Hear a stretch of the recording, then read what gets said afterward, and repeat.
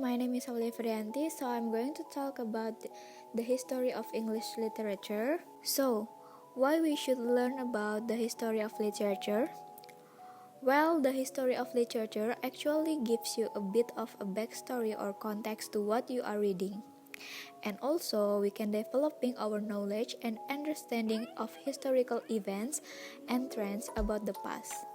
So in this presentation, I would like to explain some points of each era.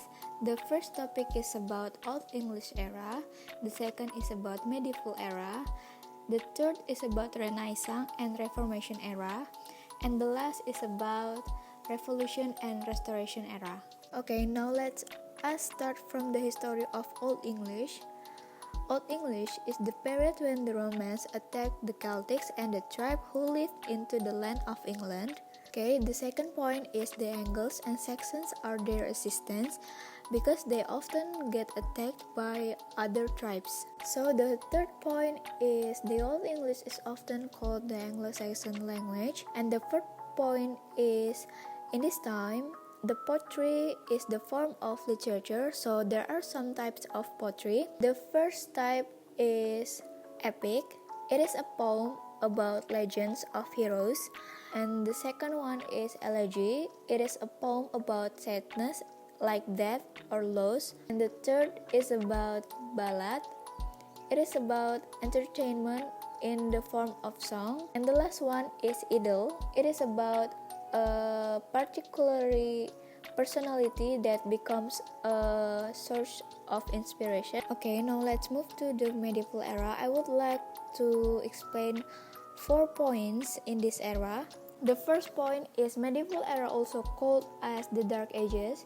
The second is in this era the territory was dominated by the Roman. Third, during this era, 2 major religions spread throughout Europe, Christianity and Muslim. Christianity was the religion that dominated Europe during this era, but in some cities, Muslim became the centers of science and culture. And the last point is the famous author is Geoffrey Chaucer with his literary work Canterbury Tales. Now we are in the third topic. For Renaissance era, the first point is this era also called as rebirth because the sailors in Florence had contact with the Muslim world and translated ancient literature. The second point, the idea in Renaissance era is humanism, means that people were more than simply just part of God's creation, that human beings are worthy in their own rights.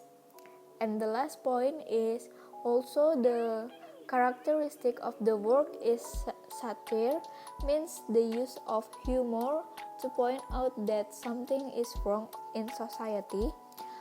Satire is usually presented in the form of irony, sarcasm, and parody. For Reformation era, the first point is the Reformation was when the Roman Catholic Church split into two due to demand for reform or change. For those who were protesting for reform and called as Protestants. The second point, the Catholic Church was rich.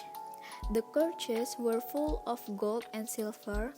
Also, the priests and bishops were very wealthy. The third point is the language of Catholic Church was Latin and they couldn't read and understand the Bible.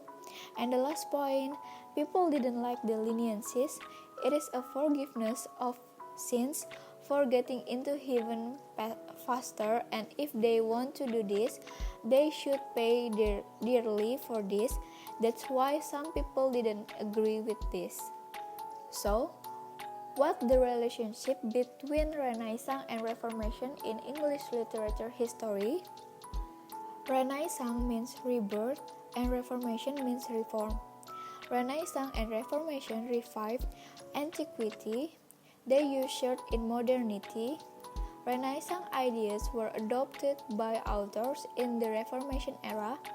In the Renaissance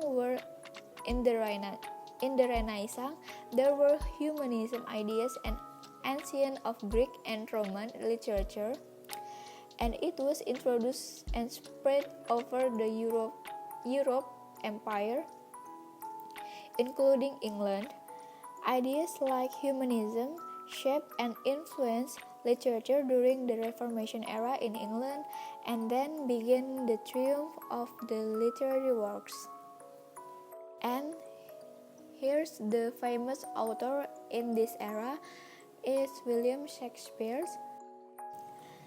Last but not least, the Revolution and Restoration era. The first point is Restoration era, also called as Age of Dryden, because King Charles was restored in this era. The second, they found the Gypsum consort idea in this era.